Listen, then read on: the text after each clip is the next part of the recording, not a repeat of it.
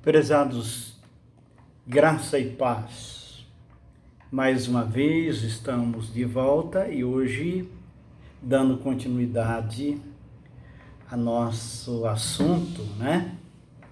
Última vez que eu falei sobre escravidão espiritual, eu estava falando sobre o que aconteceu com a gente, com a minha mãe, e graças a Deus, minha mãe conheceu o Senhor Jesus e serviu ao Senhor. Hoje ela já está na glória junto com o Pai, e meus avós também, que já estão na glória.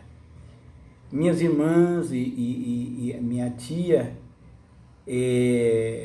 parentes nossos que antes recebiam espíritos, né, que hoje são servos de Deus e estão servindo ao Senhor, aguardando a volta de Jesus.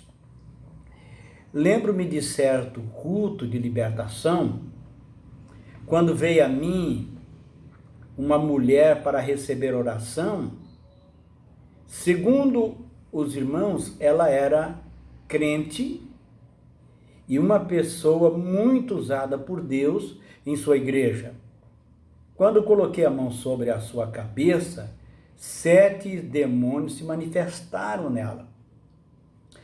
E eu estou dando continuidade aqui àquele assunto, se o crente pode ficar possesso ou não, porque existem pessoas que dizem que não. E eu entendo que fica, pela minha experiência de anos. Não que a experiência venha ensinar a Bíblia, não. É a Bíblia que é a base, não é? A experiência nos ajuda, mas a nossa base é a Bíblia. E pela minha experiência vivida, eu tenho entendido, pelos estudos da Escritura, primeiramente, e depois pela minha experiência vivida, que o endemoniamento, ele se dá na alma e não no espírito, né? Mais para frente eu vou falar sobre este assunto mais detalhadamente.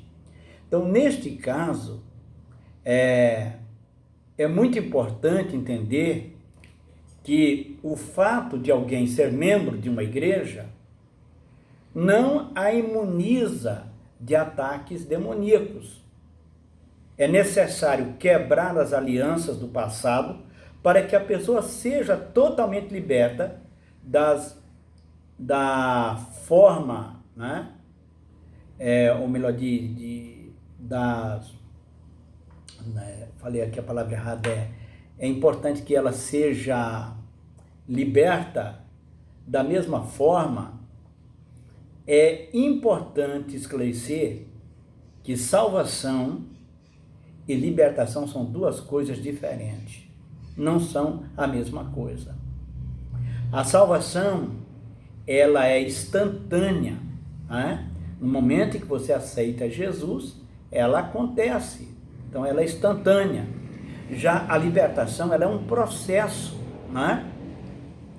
Há pessoas que, mesmo sendo crentes, são dominadas por pensamentos impuros, dominada por adultério, costumes, hábito de masturbação, roubo, insucesso, de modo geral, né? Não consegue prosperar em nada que faz, né? Elas estão ligadas a um passado de envolvimento com espíritos, né? Pessoas que serviram espíritos, que viveram no espiritismo, e seus derivados vão ter esse problema. Claramente essa pessoa ou essas pessoas não foram acompanhadas por um trabalho de libertação. Muitos pensam que libertação se resume a orar por alguém. Não é. Isso não é libertação. Em alguns casos, basta apenas uma oração para que o indivíduo seja liberto. Isso é verdade, acontece, mas o mesmo não acontece com os que estabeleceram pactos que fizeram alianças, é necessário um acompanhamento, pois existem raízes ocultas e profundas a serem reveladas na vida dessas pessoas. Por isso elas precisam de um trabalho de acompanhamento, em alguns casos. Muitas vezes os próprios envolvidos não têm consciência da gravidade dos seus atos passados, no que eles se envolveram. Uma pessoa salva em Cristo pode estar sofrendo sem saber como, né? Sem saber como o que acontece com ele pode ser resolvido, entendeu? Então, ela pode sofrer ataques sem saber como resolver o problema. Não é justo dizer que elas não se converteram, não é? Alguns dizem, fulano não se converteu. Isso não ajuda em nada. Isso só atrapalha a pessoa, só atrapalha o processo, não é? É importante que nós entendamos isso. É bem verdade que existem crentes nominais, porém, há os sinceros que estão debaixo de forte opressão. Diante disso, cabe a seguinte pergunta: existe base bíblica para essa questão, ou explicando melhor, para que uma pessoa possa ter possessão sendo cristão? Para entendermos esse questionamento, trouxe 2 exemplos recentes e logo após iremos aos textos bíblicos. O primeiro é o caso de um rapaz a quem eu vou chamar figuradamente de José para não expor a pessoa. José é um jovem crente, membro da igreja, e apesar de lutar contra o pecado, sempre perdia a batalha. Sempre estava perdendo as batalhas na sua vida. No seu histórico continha pecados envolvendo sexo, masturbação. As suas perturbações eram predominantes e quase sempre elas eram noturnas. José passou por um trabalho de libertação e a sua mudança já foi percebida, mudou muita coisa depois que eu acompanhei. E o outro caso é um caso de um irmão a quem eu chamarei de Antônio. Antônio começou a desenvolver-se como um pai de santo e ele estava se tornando cada vez mais forte e ele se tornou uma pessoa muito eficiente nisso.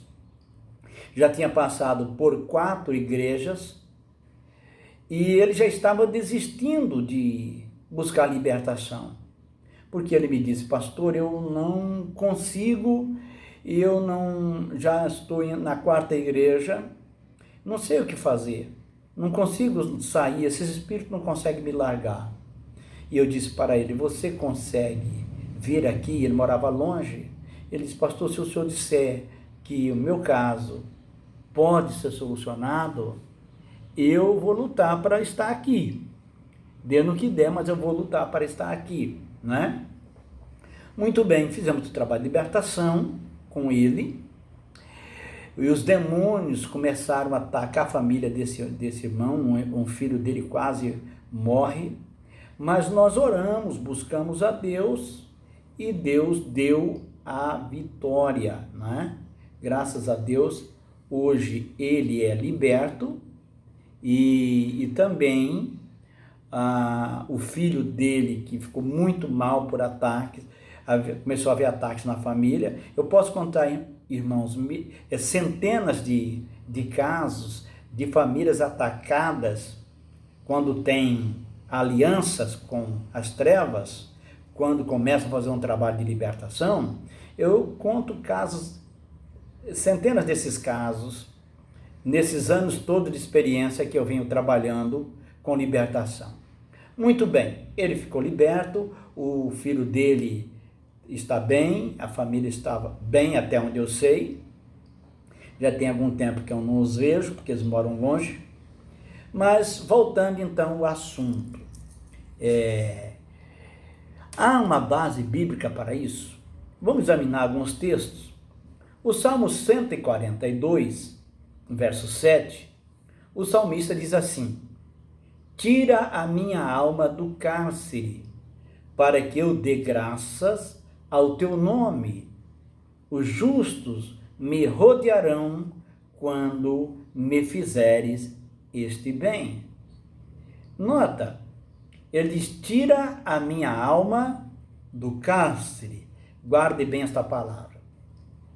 Outro texto é o Salmo 18, verso 28, que diz o seguinte: por que fazes resplandecer a minha lâmpada? O Senhor meu Deus derrama luz nas minhas trevas. E ele está falando que o Senhor derrama luz nas suas trevas. É um período de libertação. Muito bem. Hebreus capítulo 12, verso 1.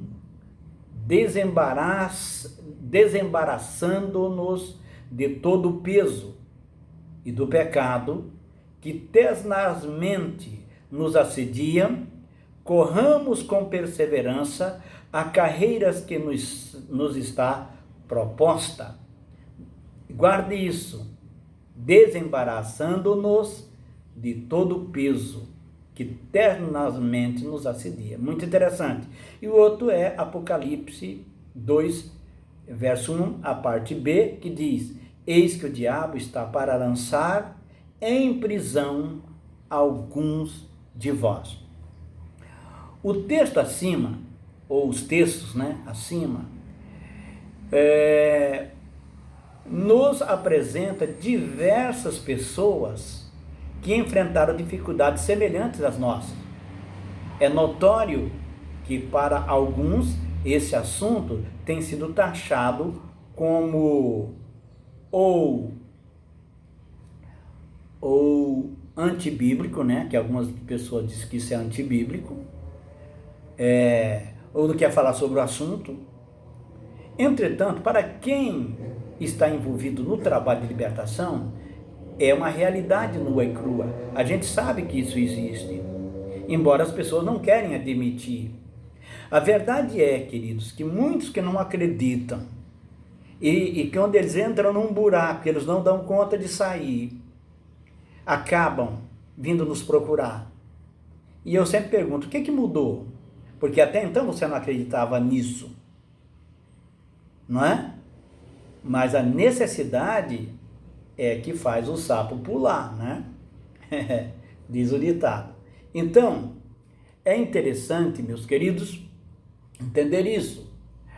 Durante mais de 22 anos, tenho trabalhado no Ministério de Libertação todo dia. Eu trabalho, irmão, sempre orando por pessoas, fazendo trabalho de libertação há muitos anos, desde que me converti. Mas trabalhar todo dia, direto, o dia inteiro, mais ou menos 22 anos eu venho fazendo isso. Já estamos dentro dos 23 para 24 anos. Que eu tenho trabalhado no Ministério de Libertação. Por esse motivo, a experiência que adquiri me confere propriedade para emitir essas opiniões. Tudo o que está escrito nesta obra, que eu escrevi no livro, que agora chegou o capítulo, o volume 2, que eu escrevi o primeiro capítulo, primeiro livro, e escrevi sobre isso que eu estou falando aqui, e agora eu editei o volume 2, que você precisa conhecer. Então, tudo que eu coloquei nessa obra que eu escrevi foi de experiência que eu vivi durante esses anos, Tudo que eu escrevi nela foi desenvolvido com toda sinceridade de coração. Tudo que eu falei é verdade, não é uma coisa inventada. Além de ser verdade, eu escrevi isso com tremor e temor diante de Deus, né? A quem eu sirvo com toda lealdade. Eu quero encerrar aqui essa parte. Depois eu quero voltar num outro vídeo, porque eu não quero deixar o vídeo grande, porque fica cansativo. Eu quero voltar falando sobre escravidão coletiva e escravidão individual. Há pessoas que são escrava espiritual, mas é ela só que é. Mas existe escravidão que é causada coletivamente. E há algumas razões para isso. E eu gostaria de falar no próximo vídeo que eu vou gravar sobre a escravidão coletiva e a escravidão individual, como ela se processa, como isso acontece. Então, até o próximo vídeo, que Deus te abençoe e te guarde. Pense sobre esses 3 textos, ou 4 que eu coloquei aqui, e medite sobre eles, e veja que essas pessoas, elas, apesar de ser cristãs, elas se sentirem em algum momento afetadas. O salmista diz: tira a minha alma do cárcere, porque ele estava se sentindo preso. Que Deus te abençoe e te dê graça para compreender um assunto tão profundo. Deus abençoe e até o próximo, em nome de Jesus.